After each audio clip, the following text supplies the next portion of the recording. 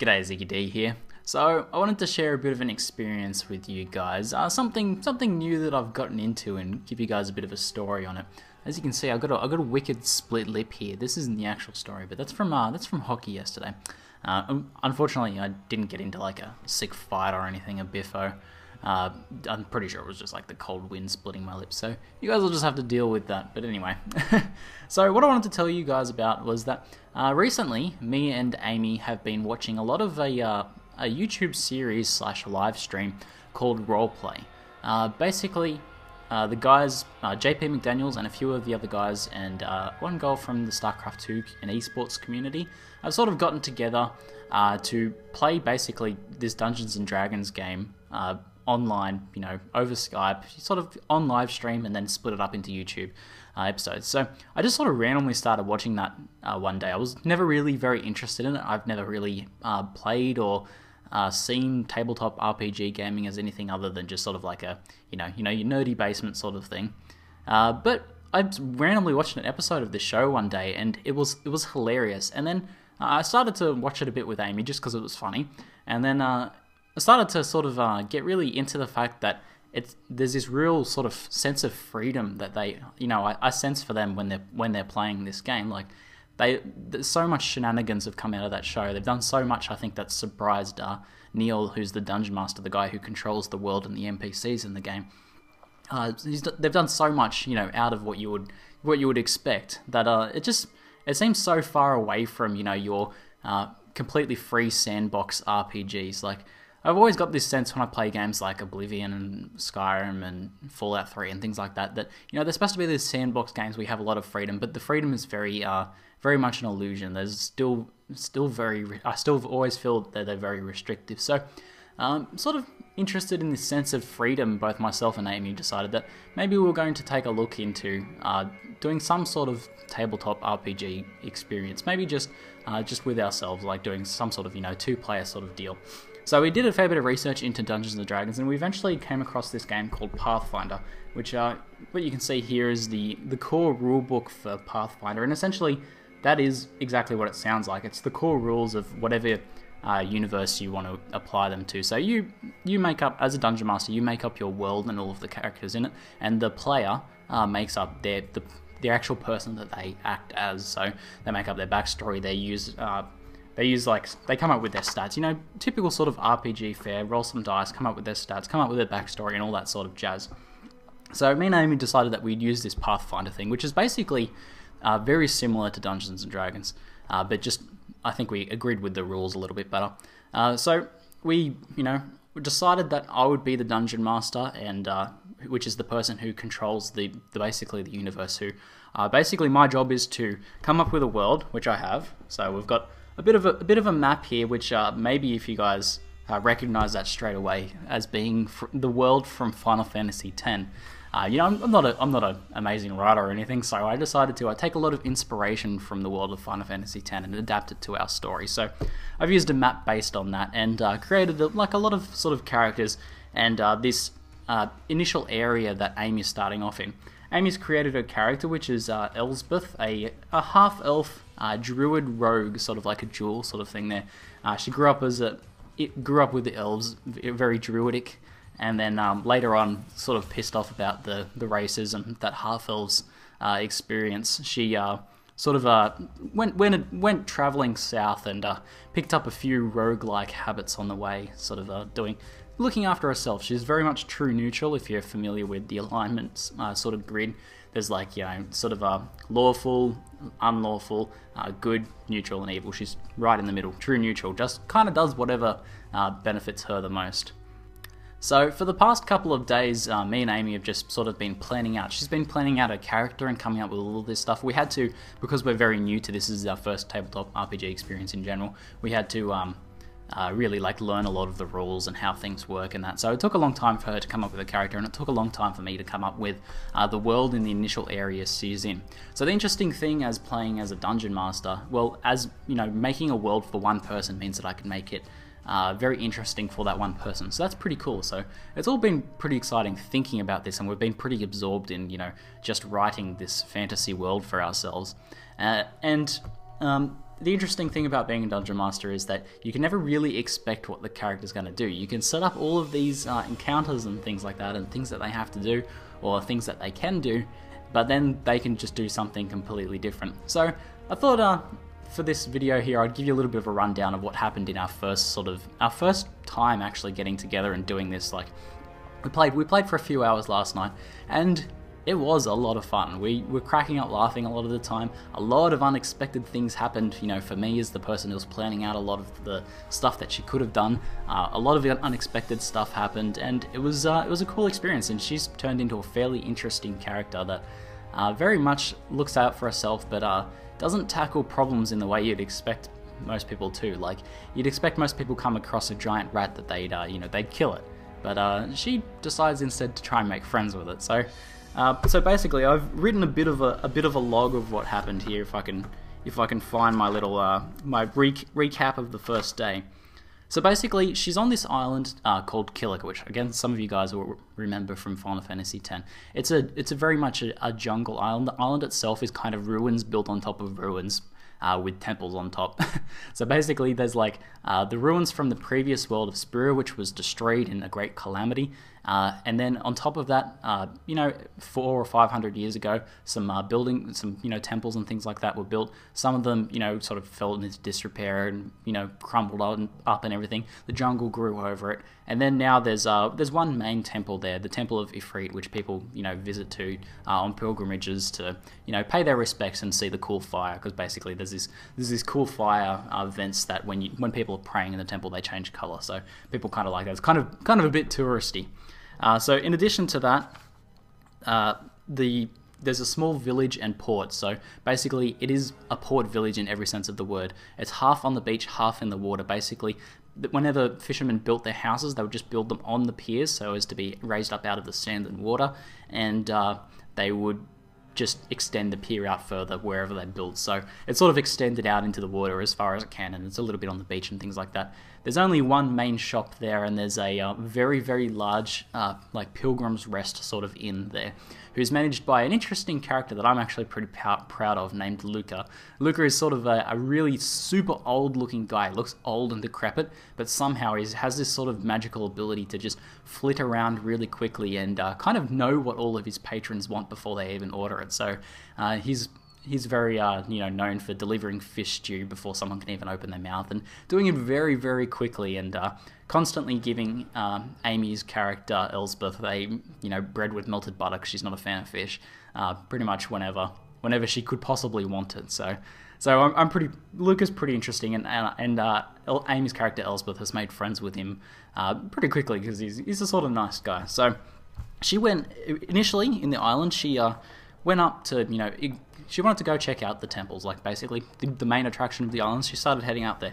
However, on the way, she found the sign that points off to the Temple of Ifrit, but she noticed that after uncovering some vines that there was some very faintly scratched elven runes that pointed in a different direction, and the runes were for moon and music. So basically, she thought that was pretty interesting. So she travelled up the path a bit and saw this part where the rubble sort of levelled down into what could potentially be a path, although it was covered in vines. So making a mental note of that, she continued on to the Temple of Ifrit, sort of poked around, didn't really go in. I guess not really being a pilgrim herself, she didn't really feel too comfortable going into this touristy pilgrimage sort of temple. So she kind of just got bored and left. And then she went back to the path where it split off, and traveled down this thing. She uncovered the vines and found this very sort of thin, difficult to traverse path. Eventually it came to this point where there was a 2 meter wide gap, so I don't know how much that is in feet, but something that you could potentially jump, but would be a bit risky. However, there was also a little ledge along the edge there, so she decided that she'd, being a fairly proficient acrobat, she would try and sidle along the edge. So she got most of the way across, and then noticed that the other side of the little gap was very gravelly, and the rock was sitting on a gravel. So for some reason, she decided then to jump across to that stone there, and she landed on the stone gravel fairly safely. It was a good landing, but unfortunately the gravel started to slip away. However, she managed to do some expert acrobatics maneuvers and still managed to fall forwards and not really injure herself or anything like that. However, the gap was widened to 3 meters, which will come into play a little bit later. So she continued on, eventually noticing that the path had become more well-worn. There was no vines and things covering it. So sort of bumbling along, not really paying attention, she actually steps on a massive egg. So there's this nest with 3 eggs in it, and she stood right on top of one, crushing it and splatting it everywhere. And sort of freaking out, she hears this sort of scratching coming through towards her. Obviously the parents of said eggs. And something I forgot to mention was that she actually has a pet named Nook Nook, which is a little monkey. And Nook Nook's an interesting character. He kind of hasn't really... Yeah, I guess he can occasionally pull his weight, but mostly seems to get into mischief. But fearing for Nook Nook, she picked him up and made a strength check. So I rolled a dice to determine whether her strength would be enough to throw him up to this little ledge. And she somehow pulled this superhuman strength out of her and launched Nook Nook up onto this ledge safely. And then two lizards approached out of the vines, very clearly pissed, and lunged at her. So about here, when I designed this encounter, if she'd stepped on the eggs or something, I expected that she would try and fight the lizards, to make past. They're not particularly hard enemies, but they present some sort of danger. There was 2 of them, and they're quite large, kind of a bit like a smaller lace monitor. But basically, they take some bites at her and things like that.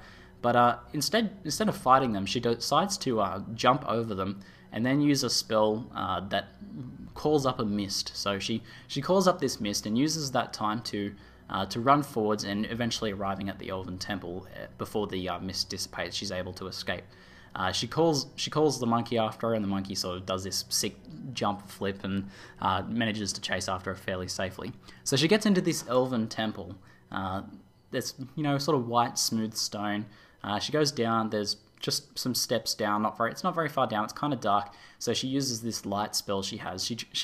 Her idea was to light a strap of a backpack, to light the way. But when she goes to light the strap of the backpack, the spell doesn't really know the difference between the strap of a backpack and the backpack itself. So her entire backpack illuminates into this sort of glowing torch. So I guess a little bit less sneaky than what she'd originally planned.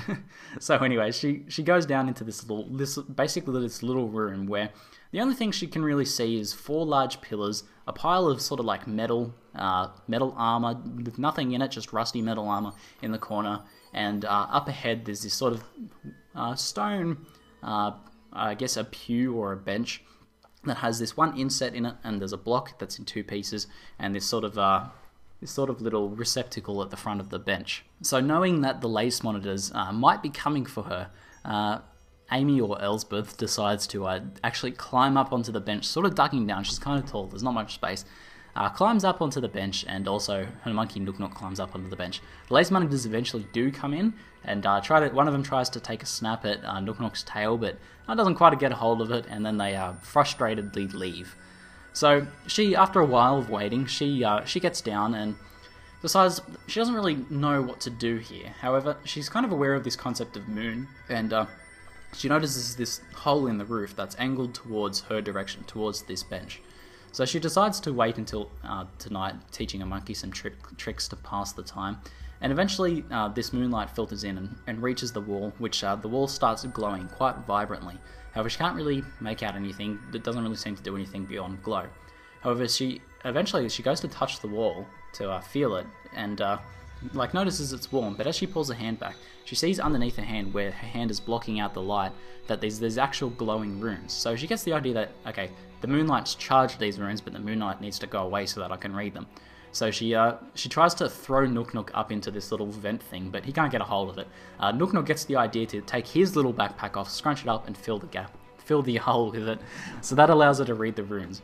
And the runes are basically instructions for what is essentially an elven forge to be able to forge a ring. It tells her that it needs some silver, it needs a magical a source of fire, and it needs moonlight to be charged. And it also has some extra directions for charging up the ring further, which is to take it to the waters of the moon, which she knows to be the homeland of her sort of nomadic elven parents.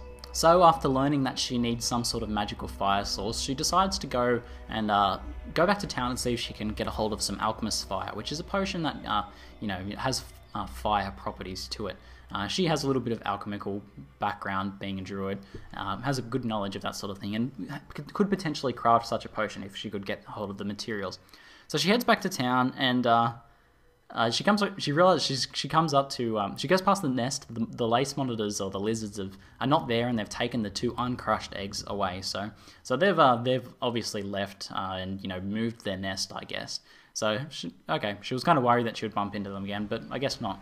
She continues on, and she reaches the 3-meter gap that she widened with her earlier escapades. And she decides to send Nook Nook across first. Now, Nook Nook is a monkey. He's a fairly good acrobat, but somehow, with it being quite dark now, Nook Nook manages to slip on some gravel and tumble down into the vines below. So, not hearing a very far drop, she decides to sidle off the edge and lower herself down and then let go, not really being able to see the bottom, but, assuming from the sound of Nook Nook falling that it wasn't a very far drop. However, the drop ends up being something like a 15-foot drop. So I'm not quite good on my measurement conversions, but it was a fairly long drop. Turns out that Nook Nook had dropped onto this other little ledge above her, but she, being a skilled acrobat, manages to avoid taking any damage from that fall. So eventually she finds this path back, crawls through all the vines, covered in vines, and gets back to the village.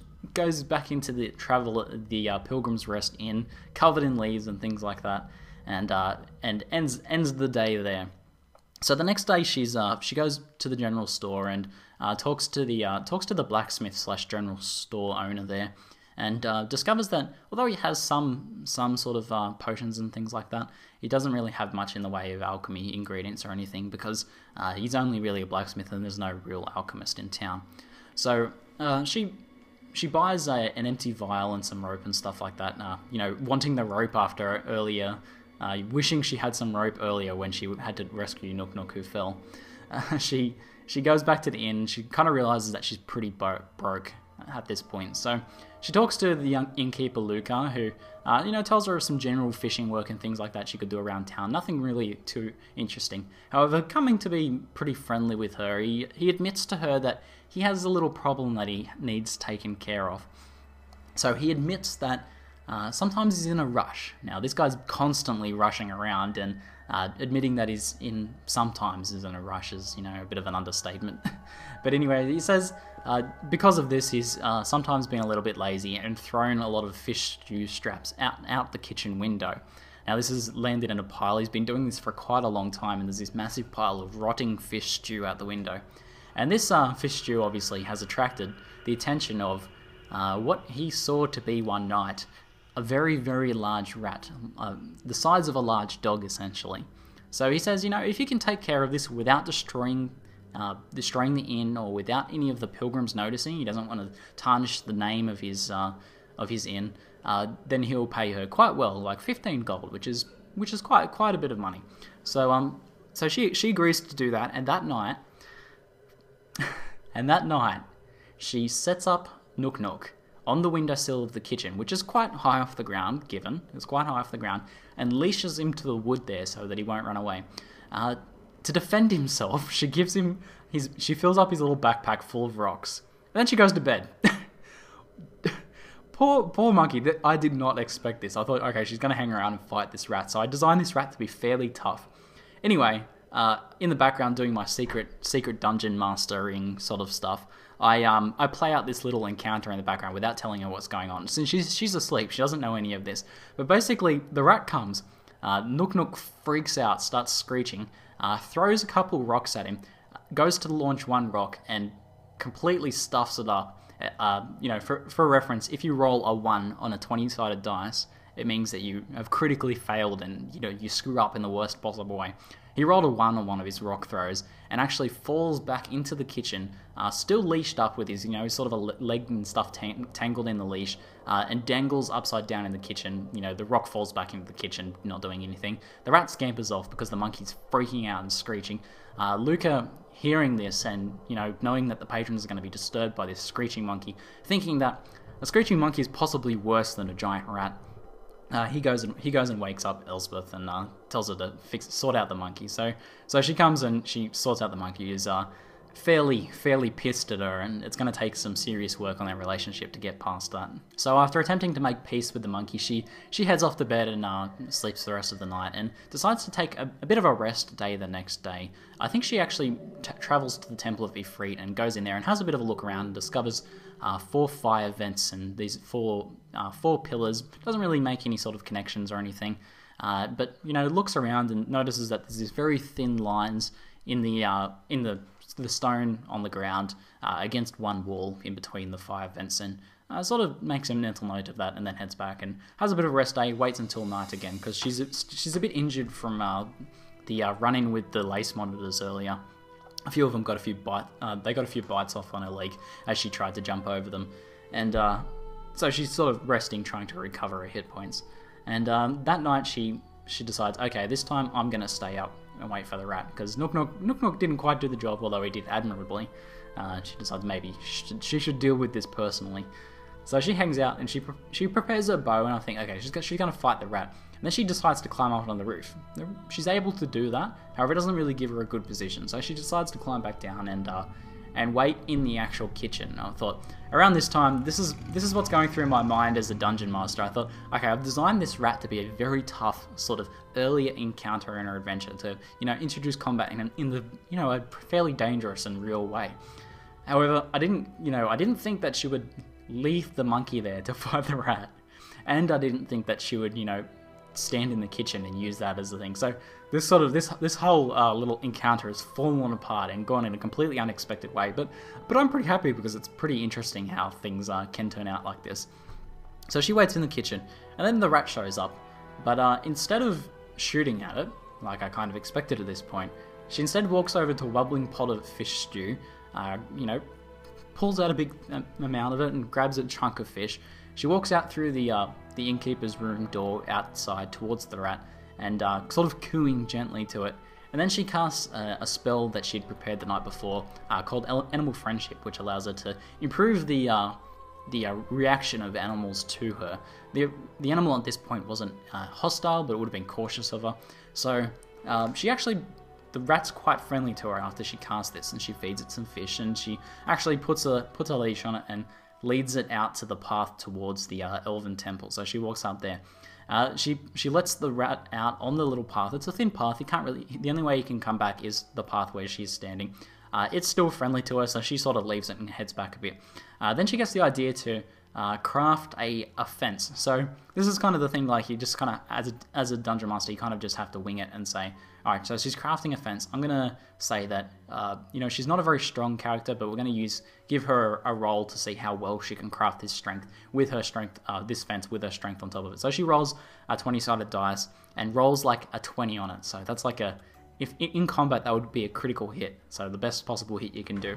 Plus her strength, I decide she crafts this beastly fence out of these massive vines, somehow pulling this inhuman strength out of her again, but despite being quite a weak character, and weaves this wicked vine fence that no dire rat would ever be able to get through.